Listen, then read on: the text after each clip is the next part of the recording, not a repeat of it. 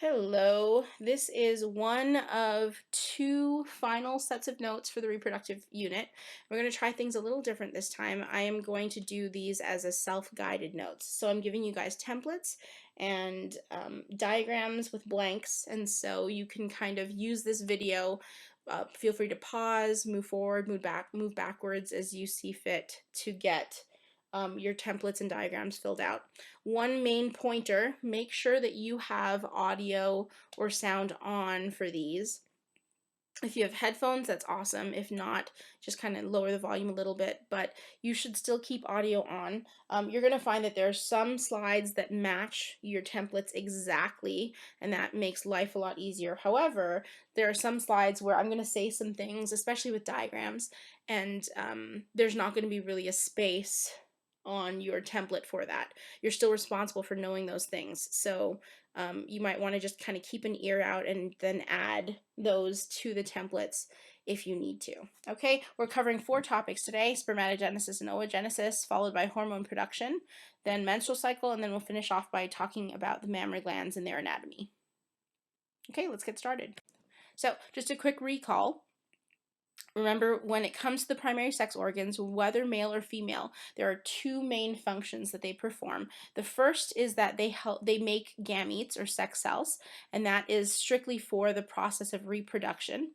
However, primary sex organs also help to secrete sex hormones, and we'll talk about the functions of those because those functions kind of vary depending on what hormone we're talking about. So we'll get to those later on in the notes. Regardless of whether male or female, the process of making gametes involves a special type of cell division, and that process, or that type of cell division, is called meiosis. Now, you would have talked about that way back in bio, so I'm not going to go over all the details of meiosis. However, there are 2 things that you need to recall with meiosis. One, it occurs in 2 sets of divisions. There's a meiosis 1 and there's a meiosis 2. This type of division happens in a very specific place, mostly in the testes and ovaries. It's very different from the process of mitosis. That's the type of division that just makes like normal body cells.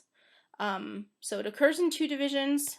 And then the other thing to keep in mind is meiosis actually will produce 4 daughter cells. These are the gametes, and they have only half of the DNA compared to normal body cells, which is important because if we think about the process of fertilization, these gametes have to have half the DNA, so that if you took a gamete from dad and a gamete from mom and they come together for fertilization, that fertilized egg should have the normal amount of DNA.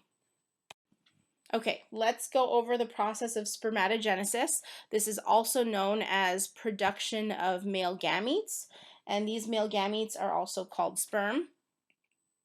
Spermatogenesis occurs at puberty, or it starts at puberty, and will continue throughout the life of that male.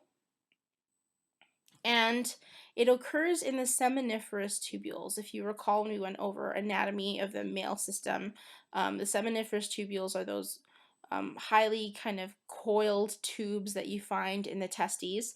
And so the sperm are produced throughout the middle of those tubes. And those tubes are all kind of connected together. And the whole process, if we were to start from the beginning of meiosis 1 all the way to, incubation inside of the epididymis and everything, when the sperm develop tails and are able to actually swim and they're ready to go, that whole process from start to finish takes about 64 to 72 days.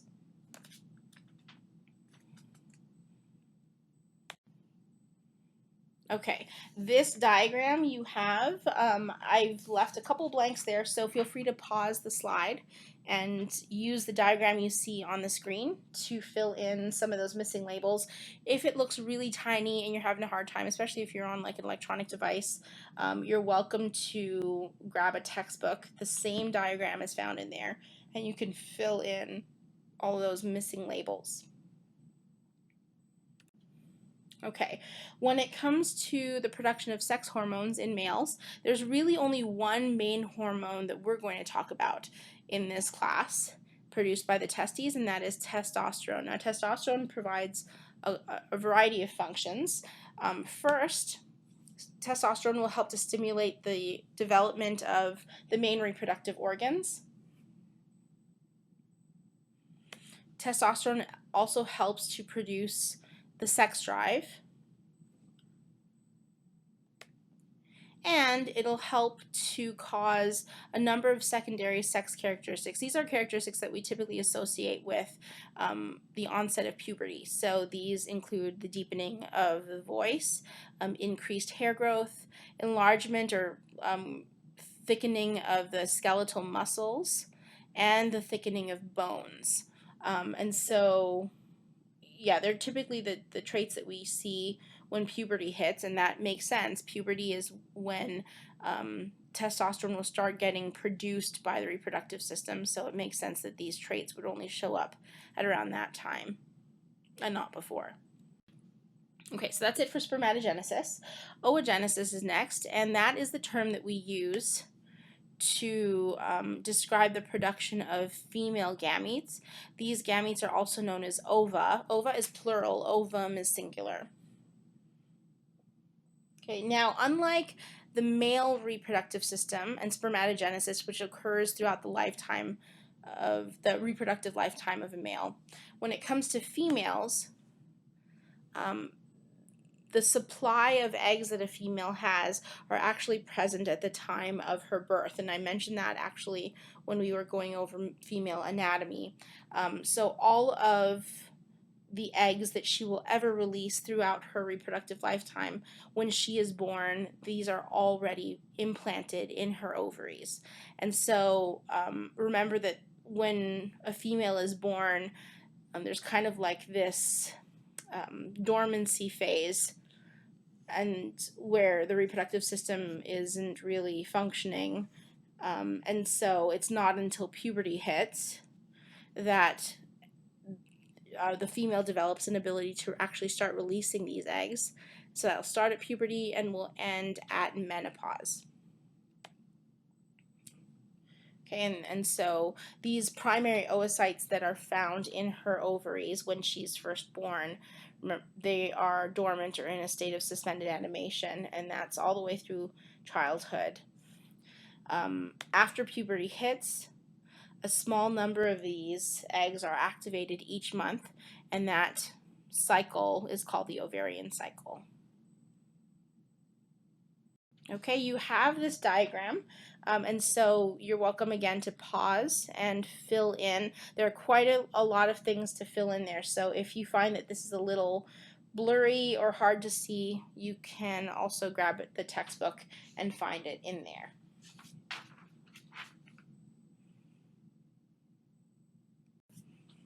Okay, with the female sex hormones, there are actually two main ones that we're going to talk about. And the first is estrogen. Now, specifically, estrogen is produced by the follicle cells. So remember, these are the cells that form kind of the walls of that sac that the oocyte sits in.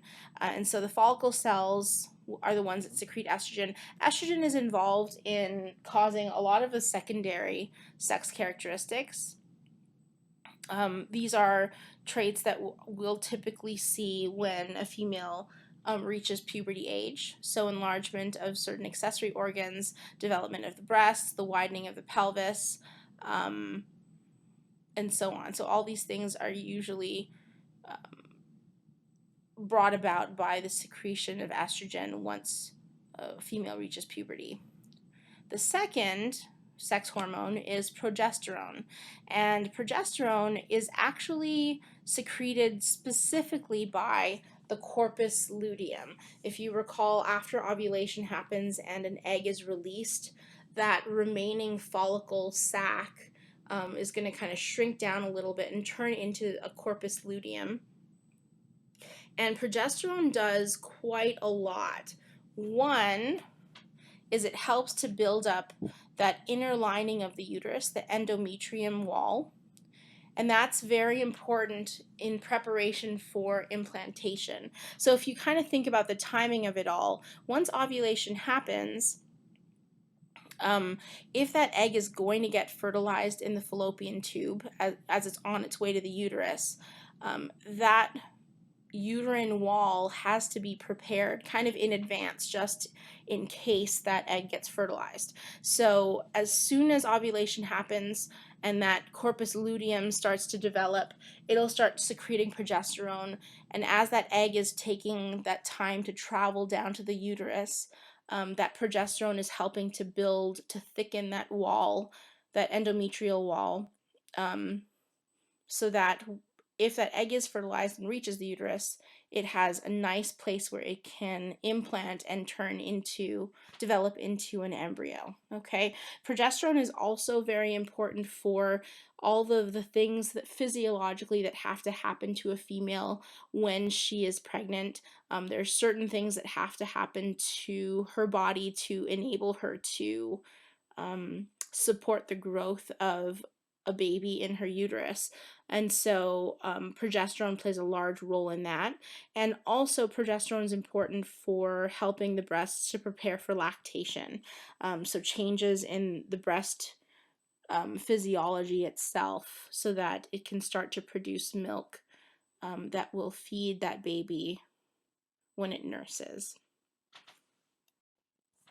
Okay, let's quickly go over the uterine menstrual cycle. So the uterine cycle or menstrual cycle is basically what happens to the endometrial wall. Um, and it's this cycle that happens approximately every 28 days. And the whole process is actually driven by hormones being secreted, specifically estrogen and progesterone. Now you can see these diagrams actually were on the reproductive function worksheet that you guys worked on, I believe it was yesterday.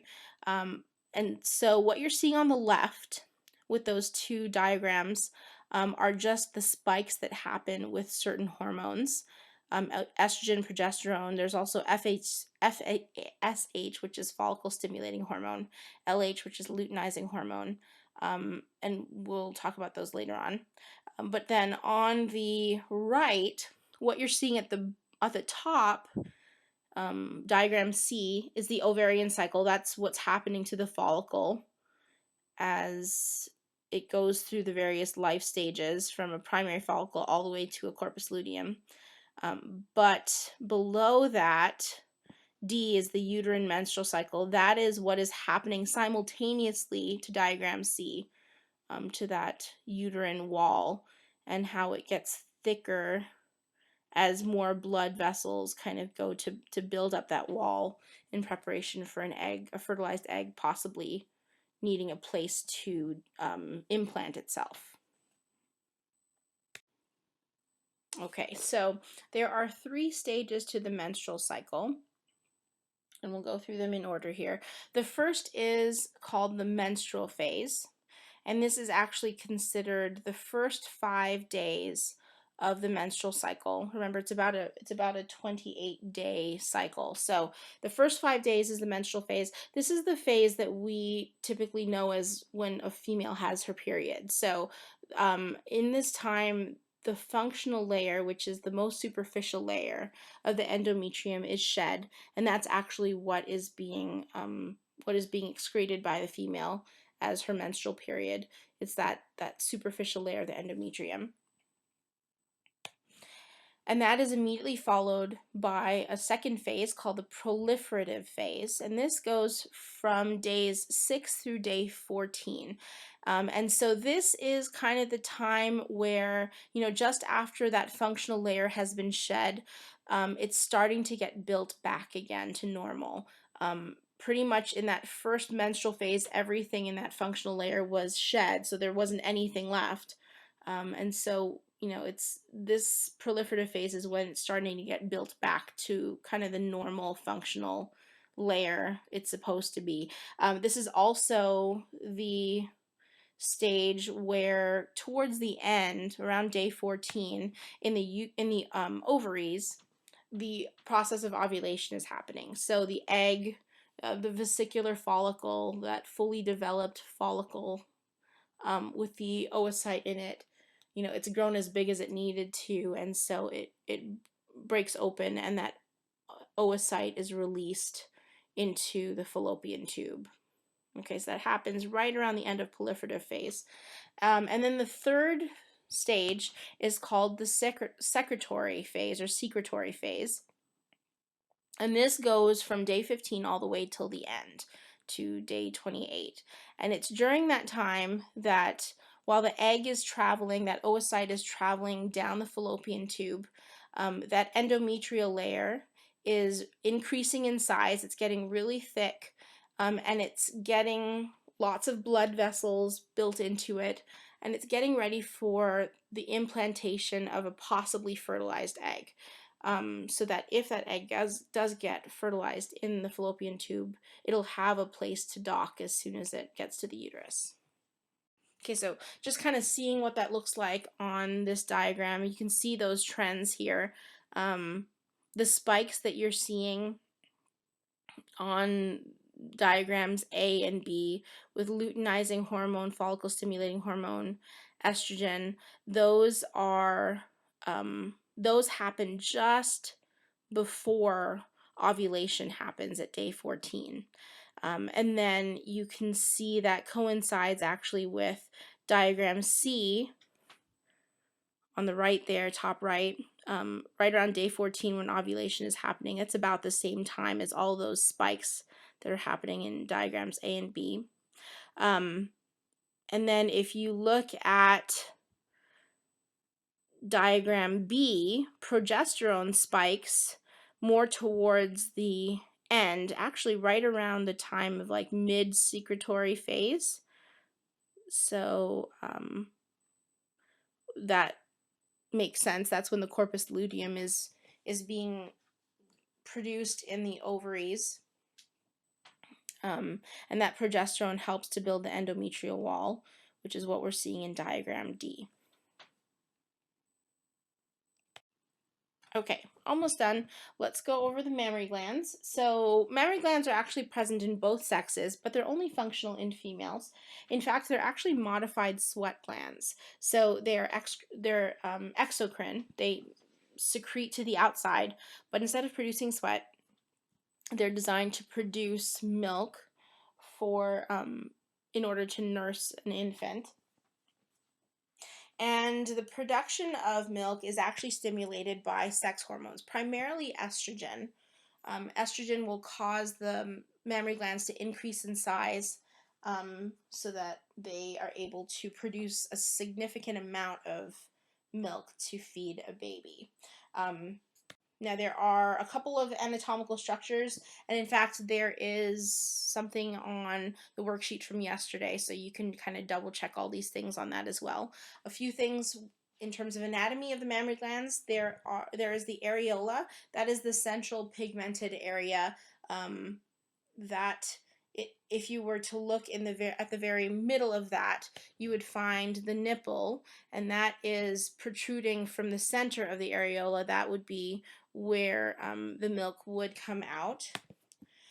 If you were to look at like a side section of a mammary gland, you'd see that inside there are lobes, and these lobes kind of radiate around the nipples, so they all feed into the nipple, kind of like if you think of like petals on a daisy, the same sort of thing. These lobes kind of form this circle, and they all converge towards the middle where the nipple is. Okay, inside of these lobes, you will find alveolar glands, and these are the actual milk-producing glands that are the modified sweat glands themselves, and they will produce milk. Okay, and then these alveolar glands are connected to the nipple by these small tubes, and these are called lactiferous ducts.